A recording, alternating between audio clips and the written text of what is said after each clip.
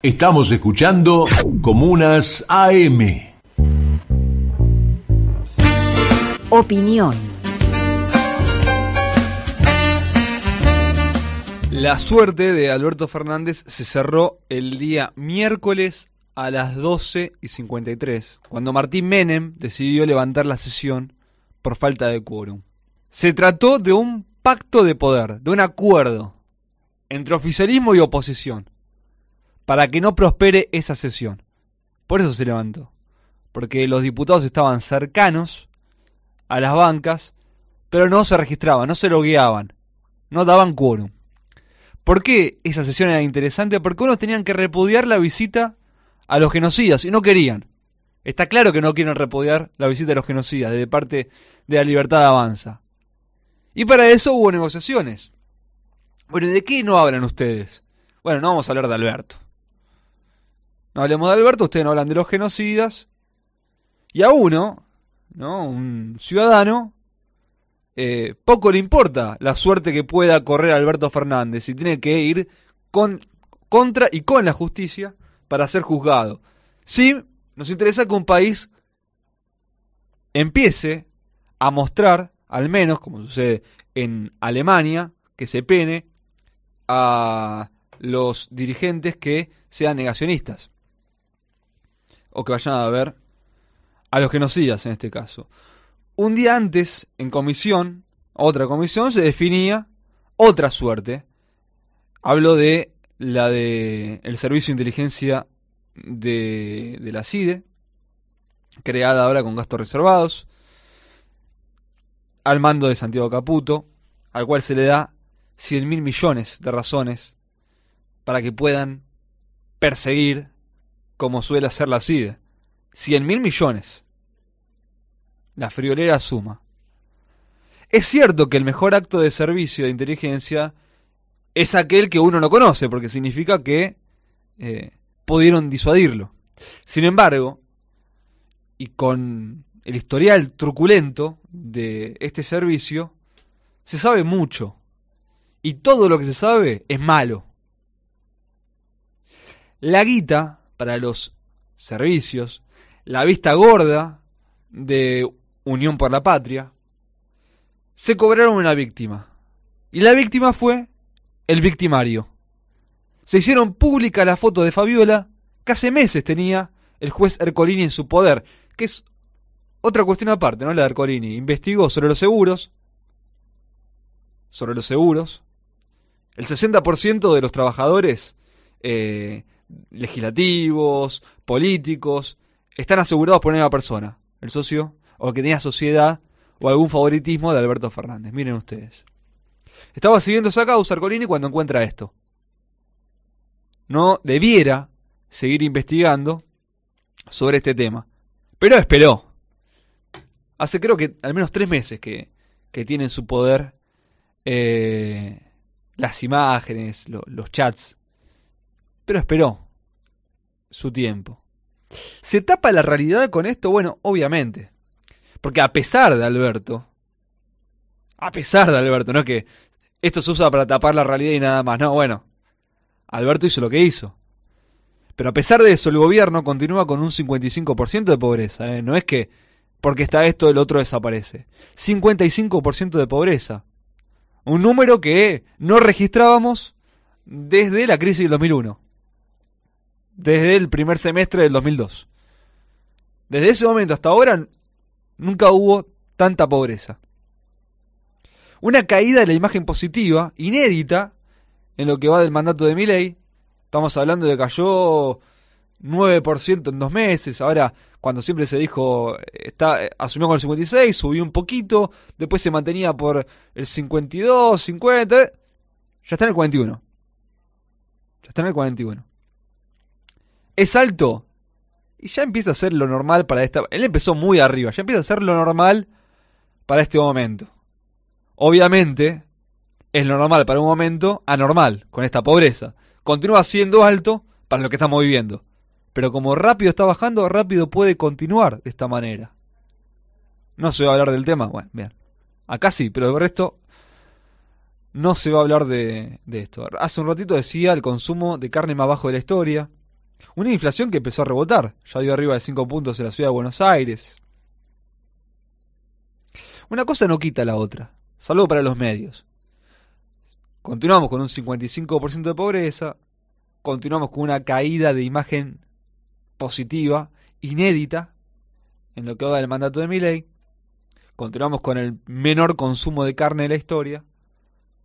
Y continuamos con la inflación que sube, que está al alza. Que parece que este rebote en B no es que llegábamos a cero y rebotaba, sino que el rebote se da desde los 5 puntos.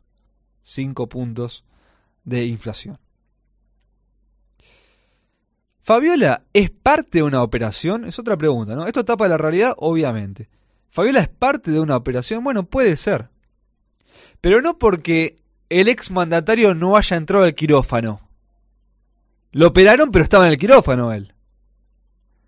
Puede ser parte de una operación porque se ven los hilos de la coproducción con Clarín. Como el juego de la política se lleva a puestos personajes, y esto Alberto lo entendía muy bien, ahora Alberto paga por miserable lo que no pudo lograr por virtud propia o impostada de lo que él decía que era capaz.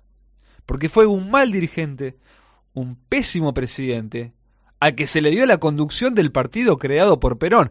Bueno, que vengan todos los congresales que apoyaron a Alberto Fernández para ser presidente del PJ a decir que fue un buen dirigente, porque no hablemos de lo que hizo la puerta para adentro. Nadie sabía que era un golpeador. No, todavía no se comprobó, pero bueno, en potencial lo decimos. Lo que sí sabemos es que fue un mal presidente. Nadie del PJ tampoco dice nada. Que no supo construir en política.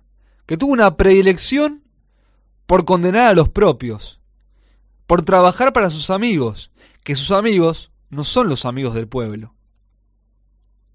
Por eso, este caso, a diferencia de otros, a diferencia del que lo culpan a Espinosa y bueno, se deja de hablar, a diferencia del yate de Insaurralde, que es un tiempito y termina, bueno, inclusive los bolsos, que después, los bolsos de López, que se comprobó que era guita de banco macrista, o ligado al macrismo, tesorero de Boca. Ya que hablamos de tesorero, lo que pasa con el tesorero de Hurlingham, una persona que tuvo que renunciar. Bueno, ¿por qué tuvo que renunciar el tesorero de Hurlingham?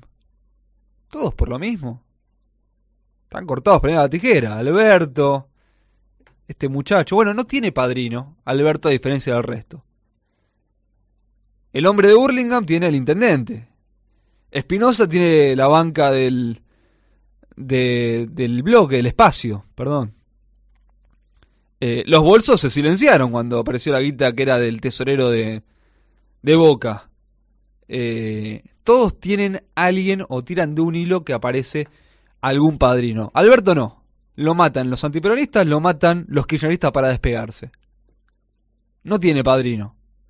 Esa es la suerte de Corre. Pero esta suerte, él la sabía si él es el armador o el gran armador de hacer estas operaciones.